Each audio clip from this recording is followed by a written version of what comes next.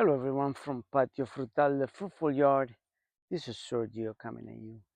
Today is July the 16th, and I want to show you how my oldest uh, fig plant, which is a brown turkey plant, is doing.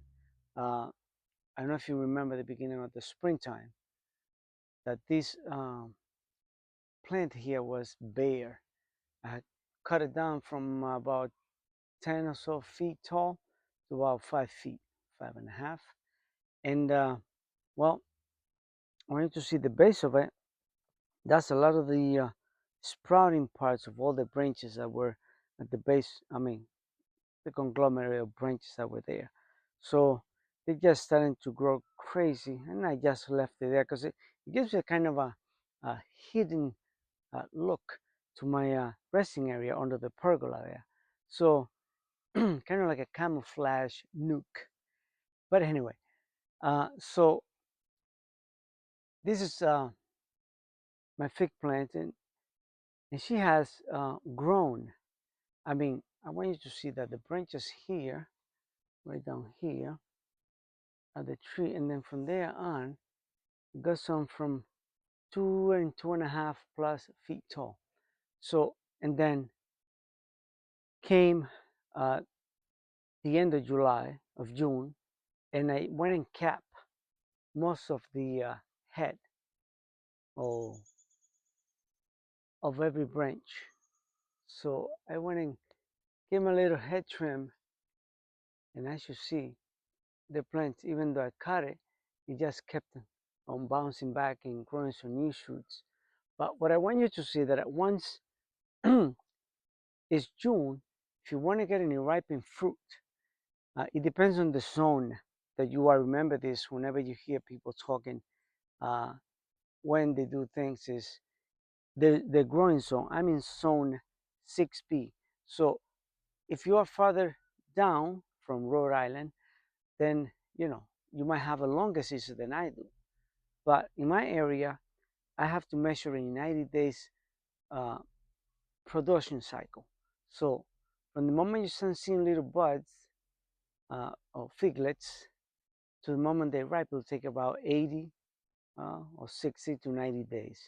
So I want you to see that I did this at the end of June, and I want you to see that it's having a whole bunch of little figlets everywhere.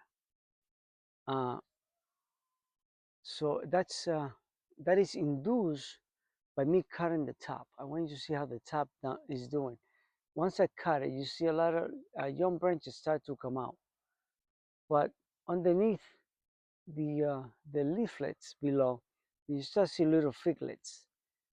And I want you to see this one here because you see this one has a little branch that grew and then also a figlet. So the plant itself is probably not going to hold itself back from trying to grow taller, but you are going to be getting fruit, and that's what you want. I mean, at least that's what I want, because at this point, this plant has been here for like over 10 years, and I have keeping through my learning process. She have died many times, about 3 times, and when I said die, it's not that she completely died. Basically, the wood itself died, but then the roots, like you see all these branches over here, it will regrow back because that's the hardiness of it. But I've learned to give it some good protection for the harsh winters here in New England. And well, she's doing beautifully. Look at this here. Just have a whole bunch of little branches and double figlets in the same base of the leaf. And this is awesome because um, I'm going to have a nice production out of my brown turkey. So, saying that, I'm going to show you some of my my breva figs that are ripening up. And although this one here didn't produce any, what I call it, brevas, what this one here has 3 little brevas. Well, that's as big as they get while they're still green. I want you to see that one, that you can see a young green one coming up, and then that one there, that is, it has three fruits in there. That it was the only one that it produced right as soon as it started to produce a little sprouts on new wood. So that's why I say it could be breva or it could be just a main crop that it popped out earlier. But anyway, I just wanted to show you that progress. And here I got some of this, that this are not, this is a main crop, and this is just growing now. And this is a mulgus, which means purple eye in the Turkish language. And well, anyway, these are not ripe here, but these are some of the brevas.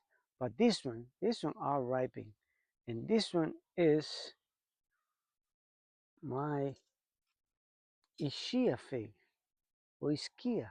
I don't know how people pronounce it. I say Ishia. I said as I read it. But look at this plant. This plant is loaded. This Ishia is a very good producer. Um, and she's doing great. Last year she produced a whole bunch of brevas, and this year, well, you see the bags.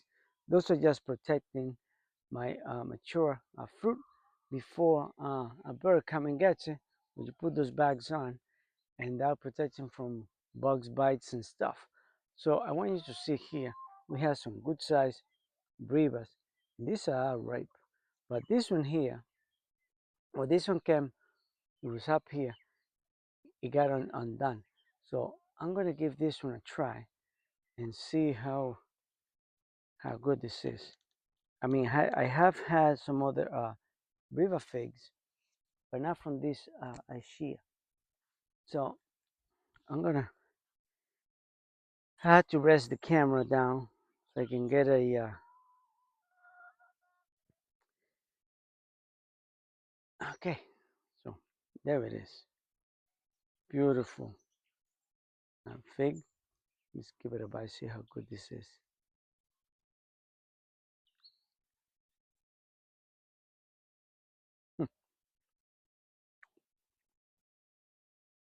Mm. Look at those colors, delicious. No sea crunch, very little sea crunch. Mm. Very, lots of berry flavors in this one. It's almost like raisin because this one was a little bit getting to be overripe, but it is delicious. Mm. Definitely. Mm. So I'm gonna grab this here, and this one it is primarily ripe. And this other one here. But anyway, I'm just doing a little harvesting here with you, my friends. And well, we got three more. Look like the marriage going on over here. Ladies are all dressed up for wedding night. But anyway, so I want you guys to see this is doing well. There's some more brevas, a lot of main crops going everywhere. These main crops, I bet going to be by September, are going to be ripening up, most of them. And the other ones might extend a little longer. It depends on the warmth of the nights in the beginning of the fall. So there you go, guys, from Patio Frutal. Don't forget to hit the like, share, subscribe, and you have a great evening.